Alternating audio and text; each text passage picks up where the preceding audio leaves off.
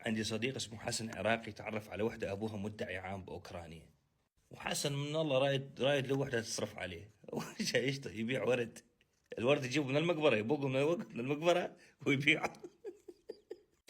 المهم قالت له تعال تيجي تسكن معي، عندهم قصر.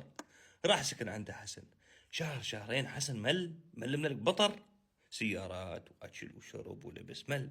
قال خيواني بدي اشتغل ما يمشي. قال هاني بدي اروح على الشغل لانه مليت من القعده. قالت له روح حبيبي خذ براحتك. يشتغل معنا حسن. ظل يشتغل معنا فتره جراس السنه. حسن بده يروح يصيع، خلص ما عاد يقدر يقضي قاعد. فقال لنا يا شباب، هي تعرف ارقامنا، ان خبرتكم قولها انه احنا عندنا عشاء عمل، يعني نفهمها انه عندنا عشاء عمل وكليتنا طالعين مع بعض. تمام، قلنا له تمام. والله وين تخبرنا. حسن طبعا احنا ما ندري وين ولا قالنا وين رايح. حسن معاكم؟ قلنا له معانا. شلون الاوضاع؟ تمام. قلنا تليفونه مسكر. قلنا له تليفونه طفى من شوي. قالت لي اوكي.